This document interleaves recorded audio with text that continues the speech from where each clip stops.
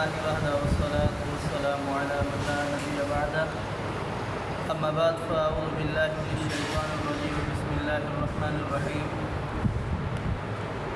قل لا أقول لكم عندي خزائن الله ولا أعلم الغيب ولا أقول لكم إني ملك إن أتبع إلا ما يوحى إلي قل هل يستوي الأعمى والبصير أفلا تتفكرون قل اے پیغمبر کہہ دیجئے لا اقول لکم عندي خزائن اللہ، میں یہ نہیں کہتا کہ میرے پاس اللہ رب العالمین کے خزانے ہیں، ولا اعلم الغیب، اور میں یہ بھی نہیں کہتا کہ میں غیب کو جاننے والا ہوں، ولا اقول لکم عندي ملک، اور میں یہ بھی نہیں کہتا کہ میں کوئی فرشتہ ہوں، ان اتبع الا ما یوحى الی، میں تو صرف وہی بات کرتا ہوں، اسی کی پیروی کرتا ہوں جو میری طرف وحی کی جاتی ہے۔ قل کہہ دیجئے هل يستوي الأعمى والبصير، کہ برابر نہیں ہو سکتے اندھا اور دیکھنے والا، افلا تتفکرون، کیا تم غور و فکر نہیں کرتے؟ اس آیات مبارکہ میں اللہ رب العالمین نے پیارے حبیب پیغمبر علیہ السلام کو مخاطب کر کے یہودیوں کو اور مشرکین مکہ کو ایک ڈانٹ دی ہے کہ انہوں نے مطالبہ کیا اگر آپ واقعی ہی اللہ کے رسول ہیں، اللہ کے پیغمبر ہیں، تو پھر آپ اللہ رب العالمین سے ہمارے لیے ایسی چیزیں مانگے جن سے ہمیں سہولتیں ہوں، یعنی ہمارے لیے دنیا مانگے، ہمیں مال و متاع مل جائے۔ تو اللہ رب العالمین نے پیارے حبیب پیغمبر علیہ السلام کو حکم دیا کہ اے نبی آپ ان سے کہیے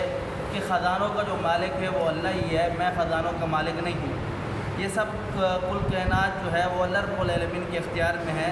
میں اس کا اختیار نہیں رکھتا۔ اگر اب تعالیٰ بیان فرماتا ہے کہ آپ ان سے یہ بھی کہہ دیں کہ میں غیب کو نہیں جانتا، یعنی یہ ایسے سوال کر رہے تھے کہ فلاں چیز بتائے فلاں چیز بتائے، تو اللہ کے رسول پیارے حبیب پیغمبر علیہ السلام نے بتلایا کہ اللہ رب العالمین نے کہا کہ اے نبی آپ ان سے کہہ دیں کہ میں غیب کو بھی نہیں جانتا، اور یہ بھی ان سے کہہ دیں کہ اگر آپ یہ کہتے ہیں کہ میں کوئی عجیب سی مخلوق، اگر میں پیغمبر ہوں تو میرے ساتھ کوئی ایسا پروٹوکول ہونا چاہیے جو ممتاز لگے، میں ایسا بھی نہیں ہوں کہ میں فرشتہ نہیں ہوں، میں آپ کی طرح انسان ہی ہوں، پر میں کہ ان اتبع الا ما یوحى الی، میں صرف وہی بات کرتا ہوں، اسی بات کی پیروی کرتا ہوں جو میری طرف وحی کی جاتی ہے، یعنی آگے وہی بات پہنچاتا ہوں جو میری طرف اللہ رب العالمین کی طرف سے آتی ہے۔ اگر اب تعالیٰ بیان فرماتا ہے کہ قل هل يستوي الأعمى والبصير، اندھا اور دیکھنے والا کبھی برابر نہیں ہو سکتے، یعنی اہل ایمان اور اہل کفر کبھی یہ دونوں برابر نہیں ہو سکتے۔ آگے اب تعالیٰ فرماتا ہے کہ افلا تتفکرون، تم غور و فکر کیوں نہیں کرتے؟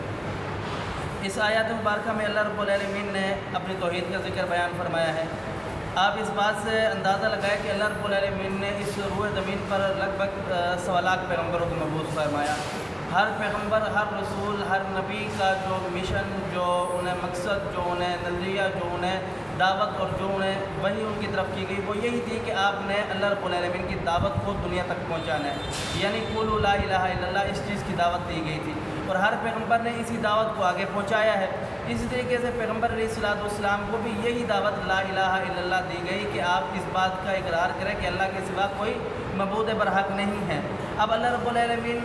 نے جب رسول اللہ صلی اللہ علیہ وسلم کو بھیجا تو مشرکین مکہ جو تھے انہوں نے کہا کہ اگر آپ اللہ کے رسول ہیں، اللہ کے پیغمبر ہیں، اللہ کے نبی ہیں، تو اللہ رب العالمین نے آپ کو کچھ اختیار دیے ہوں گے، تو آپ ایسا کریں کہ ہمارے لیے کوئی ایسی چیز کا اللہ رب العالمین سے مطالبہ کرے کہ ہمارے پاس دنیا میں مال و مال ہو جائے۔ تو اللہ رب العالمین نے بیان فرمایا کہ ان سے کہہ دیں کہ میں خزانوں کا مالک نہیں ہوں، یہ خزانے میرے رب کے ہاتھ میں ہیں۔ اگر اب تعالیٰ بیان فرماتے ہیں کہ آپ ان سے یہ کہہ دیجئے کہ یہ کہتے ہیں کہ ایسی خبروں کا، آپ ایسی چیزوں کا انتخاب کہ جو ایسی چیزیں ہوں جن کا مطلب کوئی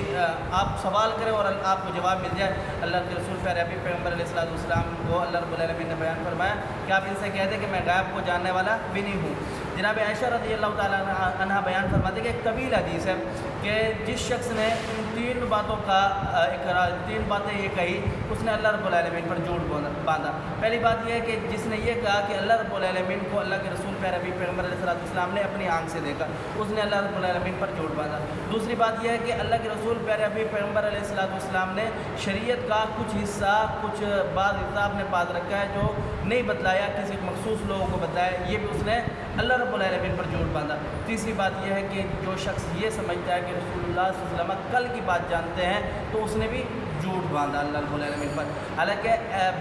رسول اللہ صلی اللہ علیہ وسلم نے بعض اوقات ایسی چیزوں کی پیشین گوئی کی ہے کہ جو آپ علیہ السلام کے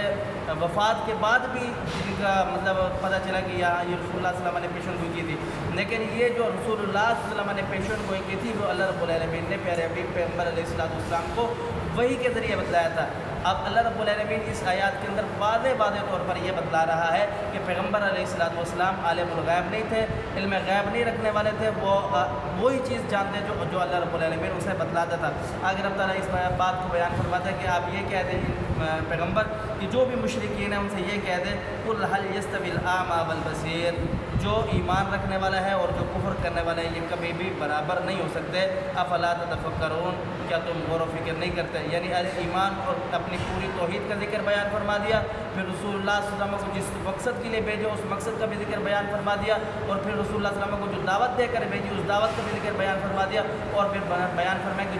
جو لوگ اس دعوت کو قبول کریں گے وہ اس دعوت پر عمل کریں گے وہ لوگ، اور جو لوگ اس دعوت سے اعراض کریں گے منہ موڑ لیں گے وہ لوگ کبھی برابر نہیں ہو سکتے۔ فرمایا کہ تم اس چیز کے اندر غور و فکر کیوں نہیں کرتے؟ اللہ سمجھنے عمل کی توفیق دے۔ قول قولی ھذا استغفر اللہ لی و لکم ولسائر المسلمین۔